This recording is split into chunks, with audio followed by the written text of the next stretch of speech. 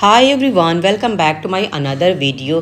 कहते हैं करनी कथनी से ज़्यादा ताकतवर होती है और इंग्लिश में इसकी एक कहावत भी है कि actions speaks louder than words. मतलब कि अगर आप कुछ भी सोच रहे हो, कुछ भी बोल रहे हो, उससे ज़्यादा ना आपको करने पे यकीन होना चाहिए। जो आप काम करने में जो ताकत आपको मिलेगी ना, वो आपको सोचने समझने में नहीं मिलेगी। क्योंकि अगर आप सोचते ही रह जाओगे, उस चीज़ को करोगे नहीं, तो वो चीज़ उसका फल आपको कभी भी नहीं मिलेगा।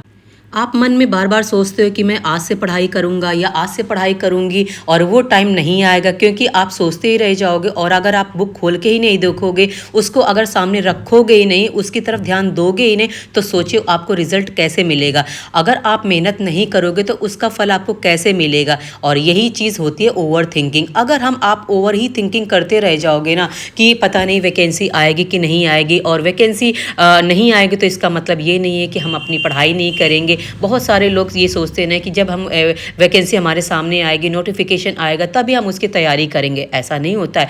तैयारी हमारी पहले से होती है। अगर हम उसके लिए तैयार नहीं होंगे तो सोचिए मैदान में उतरने से पहले ही हम ढेर हो जाएंगे। मैदान में उतरने से पहले ना बहुत बार प्रैक्टिस करनी पड़ती है। हमें अपनी तैयारी को ना मजबूती देनी होती है, बार बार उसकी प्रैक्टिस की ज़रूरत होती है। तभी हम जाके जब मैदान में उतरते हैं ना, तो उसका फल देखो, हार या जीत कुछ भी हो, लेकिन कम से कम हम अपनी तैयारी करके तो जाते हैं ना मैदान में। हर नया साल आएगा और इसके बाद वो जाएगा, फिर अगला साल आएगा, वो भी चला जाएगा। ऐसे करते करते कितने साल दर साल ऐसे ही निकल जाएंगे और हम अपनी तैयारी बिल्कुल भी नहीं कर पाएंगे।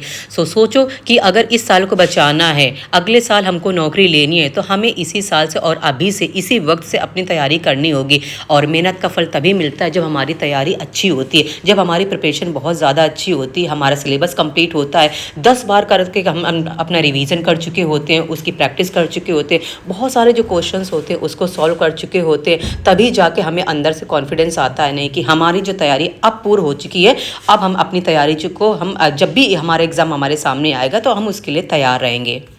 कुछ लोग ये सोचते हैं कि सुपर टेट की वैकेंसी नहीं आएगी और हम इसके लिए तैयारी क्यों करें। लेकिन सच बात तो ये है ना कि जो लोग ऐसा बोलते हैं ना, वही एक्चुअल में पढ़ रहे होते हैं, और ये सिर्फ गुमराह करने के लिए होता है, ताकि आगे जो लोग हैं ना पढ़ रहे हैं, वो लोग भटक जाएं और अपनी तैयारी को वहीं पे बंद कर दें। लेकिन फ्रेंड, ये सोचो कि अगर आप अपनी तैयारी को बंद कर दोगे ना, तो उस तैयारी में तो जंग लग जाएगा ना। फिर आप फिर नए सिरे से उठोगे, फिर अपनी तैयारी करोगे, फिर बुक्स खोलोगे, तब तक सोचो वो लोग कितना आगे निकल जाएंगे। और यही कॉम्पिटिशन का एक फंडा है कि लोगों को आप बेवकूफ़ बनाओ, लेकिन खुद आप पढ़ते रहो।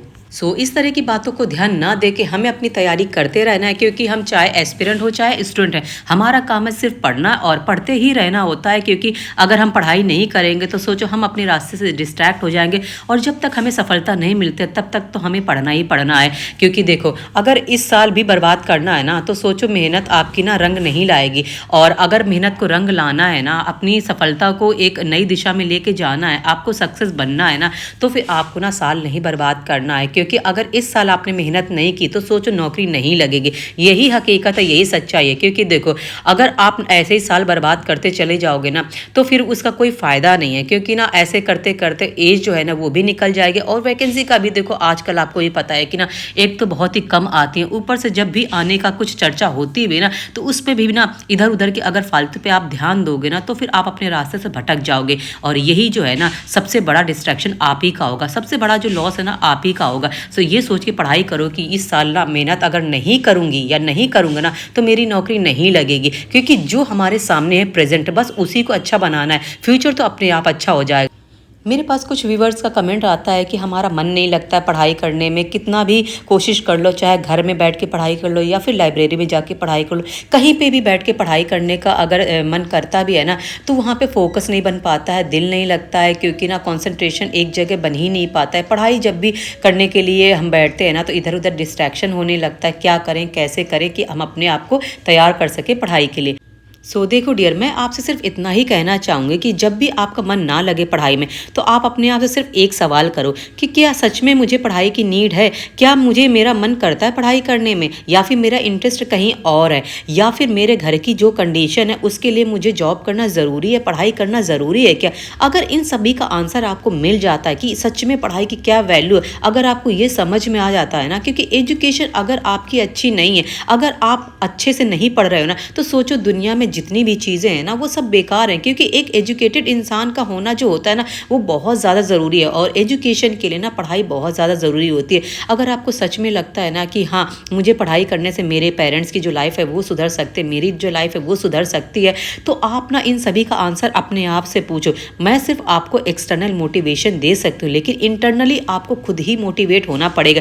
जब भी आप बैठो पढ़ाई करने के लिए ना, तो अगर आपका मन नहीं भी लग रहा है पढ़ने में ना, तब भी आप सामने किताबें खोल के बैठो, 2 4 10 मिनट 15 मिनट आप उनको देखो, आपको खुद ही शर्म आ जाएगी कि क्या मैं अपना ऐसे टाइम खराब कर रही हूँ। सामने मेरे बुक्स रखी है और मैं उनकी अवहेलना कर रही हूँ। जब आपके सामने बुक्स रखी होंगी तो आप उसको कितनी देर तक इग्नोर कर पाओगे? नहीं कर पाओगे। मेरा यकीन करो, सामने आपका अगर मन नहीं भी लग रहा है, सामने बुक्स हैं, आप उनके सामने बैठो, उनके साथ टाइम स्पेंड करो और फिर देखना आपका बिल्कुल मन लगेगा। क्योंकि देखो ऐसा होता है ना कि अगर आपका मन नहीं लगता है तो आप क्या काम कर सकते हो, उसके साथ ज़्यादा से ज़्यादा टाइम स्पेंड करते हो। यही चीज़ तो होती है ना, जिसके साथ हम ज़्यादा टाइम स्पेंड करते हैं ना उससे हमारा लगाव होने लगता है। और यही चीज़ आप और भी चीज़ों के साथ करते होगे ना। सपोज़ आपको कोई चीज़ नहीं पसंद है, कोई काम करना नहीं पसंद है, लेकिन अगर उस काम को ना आप टाइम दे रहे हो तो वो चीज़ आपके पास आती है, वो चीज़ आपको भी इंपॉर्टेंस देती है। तो सेम ऐसे ही अगर आप पढ़ाई करने के लिए नहीं भी मन लग रहा है तो आप उनके सामने बैठो, बुक्स के सामने बैठो, उनको खोल के बैठो,